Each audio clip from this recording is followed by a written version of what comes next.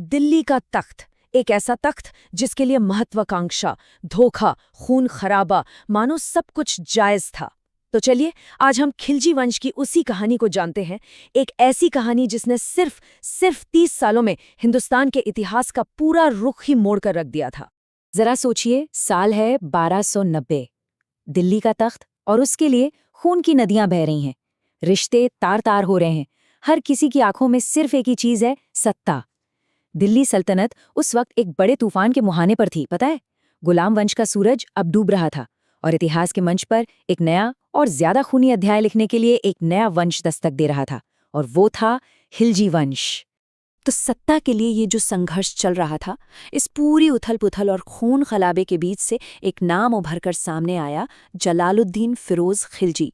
चलिए देखते हैं कि इस नए सुल्तान ने सत्ता के इस खूनी खेल की शुरुआत आखिर की कैसे।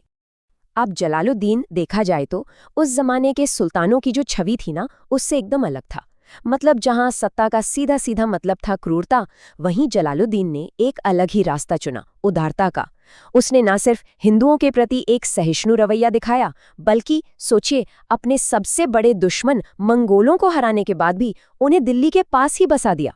ये उस वक्त के हिसाब से बहुत बड़ी बात थी। लेकिन एक बड़ा सवाल यहाँ ये उठता है कि क्या दिल्ली का तख्त सिर्फ उदारता के दम पर चल सकता था? जलालुद्दीन की कहानी का अगला पन्ना कुछ और ही कहानी सुनाता है। जी हाँ, वही उदार जलालुद्दीन, उसी ने सिर्फ एक बगावत के शक में एक सूफी संत सीदी मौला को हाथियों के पैरों तले कुचलवा दिया। और यहीं पर वो क्रूर सच्चाई सामने आती है कि दिल्ली के तख्त पर अगर टिके रहना है तो सिर्फ दया से काम नहीं चलता, क्रूरता भी उतनी ही जरूरी थी। और फिर आता है कहानी का सबसे बड़ा मोड़। साल था 1296। जलालुद्दीन का अपना भतीजा और दामाद भी, अलाउद्दीन खिलजी, उसी ने अपने चाचा की हत्या की और खुद दिल्ली के तख्त पर बैठ गया। और यहीं से शुरू होती है खिलजी वंश के सबसे मशहूर और सबसे खूंखार सुल्तान की कहानी। देखिए, अलाउद्दीन सिर्फ एक शासक बनकर नहीं रहना चाहता था। वो तो महत्वाकांक्षा की एक ऐसी आग में जल रहा था जिसकी कोई सीमा नहीं थी। उसने खुद को एक नाम दिया, सिकंदर सानी, मतलब दूसरा सिकंदर। और ये सिर्फ एक टाइटल नहीं था, नहीं, ये पूरी दुनिया को जीतने के उसके इरादे का एक खुला ऐलान था। अब इतने बड़े इरादे को हकीकत में बदलने के लिए क्या चाहिए? एक विशाल, अनुशासित और वफादार सेना। तो अलाउद्दीन ने इसके लिए कुछ बहुत ही स्मार्ट कदम उठाए। पहला, उसने हुलिया सिस्टम शुरू किया, मतलब हर सैनिक का पूरा हुलिया दर्ज होता था ताकि कोई धोखा ना हो सके। दूसरा, घोड़ों को दागने की प्रथा शुरू की गई। और तीसरा और सबसे जरूरी, जंग में जो भी माल लूटा जाता था उसका सबसे बड़ा हिस्सा अब सीधा सल्तनत के खजाने में जाता था। मतलब सेना के लिए पैसे की कोई कमी नहीं। लेकिन अलाउद्दीन का शायद सबसे बड़ा और सबसे क्रांतिकारी कदम वो था उसका मार्केट कंट्रोल सिस्टम। जरा सोचिए, एक ऐसी व्यवस्था जहां सरकार अनाज, कपड़े, घोड़े, हर जरूरी चीज का दाम खुद तय करती थी। उस जमाने के हिसाब से ये एक बहुत ही बड़ा और अनोखा आर्थिक प्रयोग था।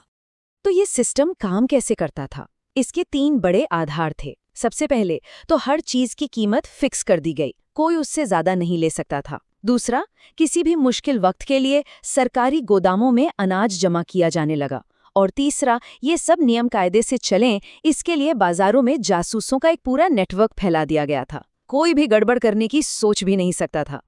उत्तर भारत पर तो अब अलाउद्दीन की पकड़ मजबूत हो चुकी थी।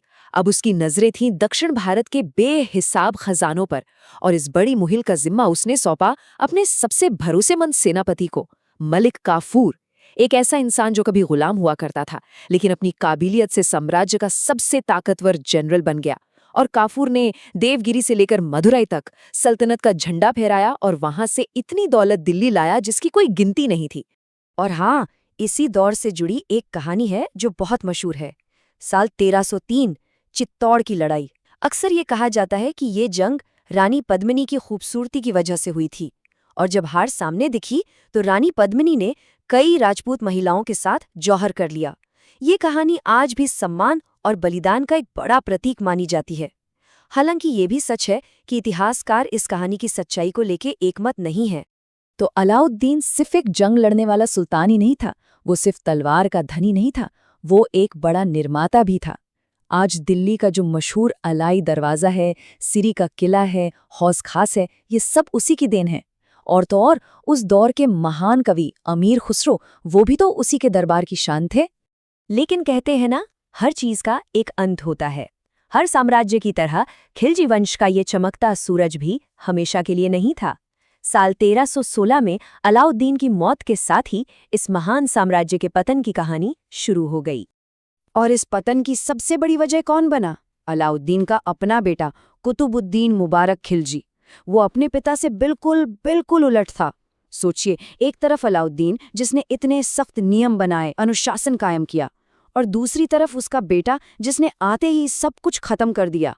सल्तनत अब भोग विलास और साजिशों के दलदल में धंसने लगी थी, और हद तो तब हो गई जब उसने खुद को ही इस्लाम का खलीफा घोषित कर दिया। तो सवाल यह है कि सिर्फ 30 साल के इस छोटे से शासन ने आखिर अपने पीछे विरासत में क्या छोड़ा? चलिए एक नज़र इस पर भी डालते हैं। सिर्फ 30 साल, जी हाँ, यकीन करना थोड़ा मुश्किल है, लेकिन खिलजी वंश का ये पूरा तूफानी सफर सिर्फ 30 साल का था। और जितनी तेजी से ये साम्राज्य आसमान की बुलंदियों पर पहुंचा था ना, उतनी ही तेजी से ये जमीन पर भी आ गिरा। लेकिन इन 30 सालों का असर बहुत गहरा था। खिलजी वंश ने 3 बड़ी चीजें छोड़ी। पहला, साम्राज्य की सीमाओं का एक ऐसा विस्तार जो पहले कभी नहीं हुआ था। दूसरा, प्रशासन में कुछ ऐसे क्रांतिकारी बदलाव जो आगे भी इस्तेमाल हुए। और तीसरा, और शायद सबसे बड़ा, सत्ता की राजनीति का एक क्रूर सबक कि सत्ता जितनी तेजी से मिलती है, उतनी ही तेजी से हाथ से फिसल भी जाती है। पर दिल्ली की कहानी यहाँ खत्म नहीं होती, बिल्कुल नहीं। खिलजी वंश के बाद इतिहास के मंच पर एंट्री होती है एक नए वंश की, तुगलक वंश। और ये वंश अपने साथ लेकर आएगा कुछ बहुत ही अजीब फैसले, कुछ अनोखे प्रयोग और इतिहास के कुछ सबसे दिलचस्प और हैरान कर देने वाले मोड़।